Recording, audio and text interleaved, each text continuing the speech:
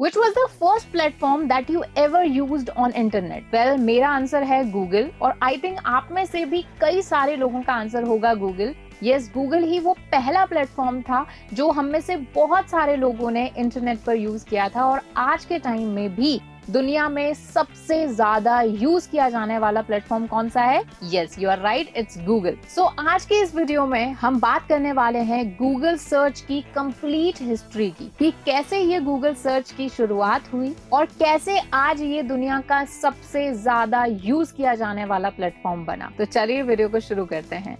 Hello everyone, I am Harmeet और आज इस वीडियो में हम गूगल सर्च की कंप्लीट हिस्ट्री की बात करेंगे। तो सबसे पहले बात करते हैं जो गूगल सर्च के फाउंडर्स थे, that was Larry page and सर्गी Brin. Yes, ये जो लैरी पेज हैं ये वही हैं जिनके नाम पर गूगल की फेमस एल्गोरिथम पेज रैंक है। ये दोनों ही कंप्यूटर साइंस ग्रेजुएट थे स्टैनफोर्ड यूनिवर्सिटी में और 1995 में इनकी आपस में मुलाकात हुई थी और उसी यूनिवर्सिटी में इन दोनों ने बनाया था एक सर्च इंजन जो कि होस्टेड था स्टैनफोर्ड के ही सर्वर पर। और इस सर्च इंजन का नाम गूगल नहीं था, इसका नाम था बैकरब। अब यहाँ पर बैकरब इसका नाम रखा क्यों था, इसका भी एक रीजन है, क्योंकि उस टाइम जो एक वेबसाइट की क्रेडिबिलिटी ये डिफाइन कर रहे थे, जो इनका जो ये सर्च इंजन था डिसाइड कर रहा था कि किस साइट को पहले दिखाया जाए, वो बैकलिंक्स के बेसिस पे किया जा रहा था कि उस साइट के कितने बैकलिंक्स हैं। तो उसी से ही ये बैकरब नाम इन्होंने इन्वेंट किया और इस सर्च इंजन ने अपने इनिशियल स्टेज में ही काफी ज्यादा हेडलाइंस बना दी थी,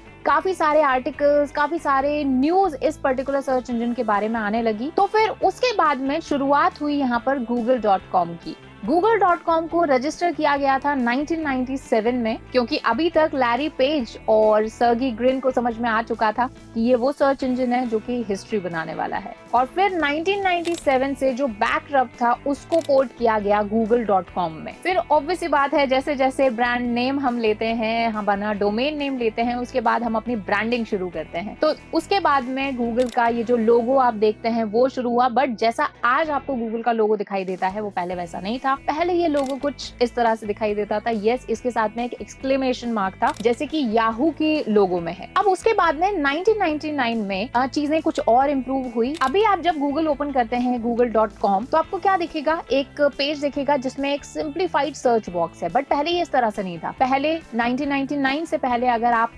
www.google.com ओपन करते तो वहां पर आपको एक होम पेज दिखता है जो कि गूगल वेबसाइट का होम पेज था, जहां पर काफी सारे लिंक्स होते, उसके अलावा कुछ फीचर्ड वेबसाइट्स होती। लेकिन उस चीज को हटाकर 1999 में एक सिंपल सर्च पेज की तरह गूगल को जो है रिक्रिएट किया गया। और यही वो ईयर था जहां पर रूथ केदार नाम की एक फेमस डिजाइनर ने गूगल का जो फर्स्ट ऑफिशियल लोगो था वो डिजाइन किया, और जो आज आप गूगल का लोगो देखते हैं कुछ वो इसी तरह से दिखाई देता है। फिर आया 2000 या स्टार्टिंग ऑफ 21st सेंचुरी। 2000 वो ईयर था जब गूगल ने पहले जो इंग्लिश लैंग्वेज में सर्व कर रहा था, अब वो 10 नई लैंग्वेजेस में काम करने लगा। और उसी के साथ ही 2000 वो ईयर था जब गूगल एड्स लॉन्च हुए। और उस टाइम जो गूगल एड्स आज आपको जो वेबसाइट्स के ऊपर, ब्लॉग्स के ऊपर, वीडियोस के ऊपर दिखती हैं, वो और कहीं नहीं बल्कि गूगल के होम पेज पर ही दिखाई देती थी, यानी गूगल के सर्च पर, सर्च इंजन रिजल्ट पेज पर। फिर आया 2001 और यहाँ पर गूगल ने टैब्स लॉन्च करी। आज जो आप गूगल पर कुछ भी सर्च करते हो तो आपको ऑप्शन मिलता है कि आप वेब पर सर्च करना चाहते हो, इमेजेस, आप कोई शॉपिंग करना चाहते हो, मैप्स देखना चाहते हो। तो वो फर्स्ट टाइम जो लॉन्च हुई थी वो 2001 में हुई थी और ये कुछ इस तरह से दिखाई देता था। उसके बाद में गूगल ने 2002 में लॉन्च किया अपना ही एक बेटा वर्जन जिसका नाम था फ्रूगल। फ्रूगल पर आप सर्च कर सकते थे shopping related, e commerce related products या सर्विसेज। तो ये बेटा वर्जन था बट ये ज्यादा नहीं चला एंड 2007 में आई गेस इसको पूरी तरीके से खत्म कर दिया गया और जो जितने भी प्रोडक्ट या ई कॉमर्स रिलेटेड पेजेस या वेबसाइट्स थी उनको गूगल पर ही दिखाने लगे। उसके बाद में 2005 में गूगल ने लॉन्च किया आई गूगल, जो कि गूगल का एक फीचर था to create a personalised Google page, जिस पर एक पर्सन अपने अकॉर्डिंग कुछ टूल टूल्स गैजेट जो है ऐड कर सकता था, जैसे क्लॉक, कैलकुलेटर एंड ऑल। तो आई गूगल को भी जो है 2013 में खत्म कर दिया गया क्योंकि ज्यादा इसमें जो है रिस्पॉन्स अच्छा नहीं मिला। तो कहने का मतलब ये है कि गूगल ने बहुत ट्रायल किए हैं। फिर 2008 के अंदर लॉन्च हुआ गूगल सजेस्ट, जिसने हमारा काम बहुत आसान कर दिया, जो आज भी चल रहा है। जब भी आप गूगल पर कोई कीवर्ड टाइप करते हो तो गूगल आपको बहुत सारे सजेशन देता है जो एंटिसिपेटेड कीवर्ड्स लोगों ने टाइप किए हैं उसके बेसिस पर। तो गूगल सजेस्ट जो है 2008 में लॉन्च हुआ और आज भी हमारे लिए काफी ज्यादा हेल्पफुल है। इवन जब हम कीवर्ड रिसर्च करते हैं एसईओ के लिए, तब भी हम गूगल सजेस्ट की यूज लेते हैं। उसके बाद 2010 में गूगल सर्च में लॉन्च हुआ साइड बार, यानी सर्च इंजन रिजल्ट पेज के ऊपर साइड में कॉलम आता था जहां से आप images, videos, type of media choose कर सकते थे। तो वो ऑप्शन अभी नहीं है, बट उस टाइम जो है गूगल ने इसको लॉन्च किया था ट्रायल बेसिस पे। उसी के साथ 2010 में लॉन्च हुआ गूगल इंस्टेंट, जो कि बहुत ही क्विकली आपको रिजल्ट दे रहा था on basis of a keyword. But यहाँ पे रिजल्ट ज्यादा नहीं थे, बट आपको बहुत क्विकली रिजल्ट मिल रहे थे। इस सर्विस को भी जो है 2017 में टर्मिनेट कर दिया गया। उसी के साथ गूगल ने अभी तक अपनी डिजाइन में कोई मेजर चेंज नहीं किया था, लेकिन 2011 में गूगल का जो इंटरफेस आप देखते हो उसको काफी हद तक चेंज किया था। और नॉट जस्ट गूगल सर्च बल्कि जीमेल, मैप्स, इन सभी में भी डिजाइनिंग पर्सपेक्टिव से काफी सारे चेंजेस आए थे। फिर आया 2012 और यहाँ पर लॉन्च हुए नॉलेज ग्राफ्स, जो आज गूगल पर आप कोई भी कीवर्ड सर्च करते हो किसी पर्सन, ऑर्गेनाइजेशन रिलेटेड,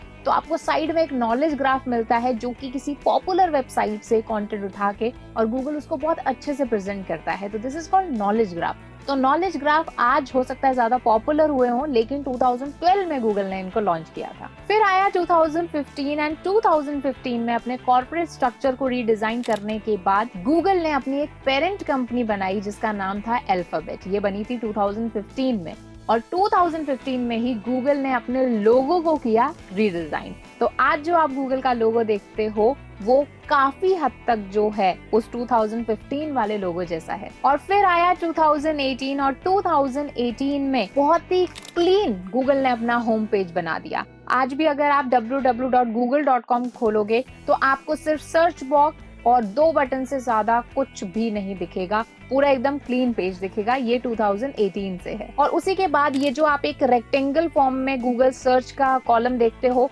वो फिर थोड़ा सा राउंड कर दिया गया। एंड फाइनली 2019 में सुंदर पिचाई बने गूगल एंड अल्फाबेट दोनों के ही सीईओ। तो आज गूगल और अल्फाबेट ये जो दोनों कंपनीज हैं उनके जो सीईओ हैं वो हैं सुंदर Pichai, and Larry page and Sergey Brin जो हैं वो दोनों founders and board of directors की तरह काम करते हैं इन। और रही बात गूगल सर्च एंड गूगल के डिजाइन की, तो 2020 के बाद में कुछ खास चेंजेस नहीं आए इसमें।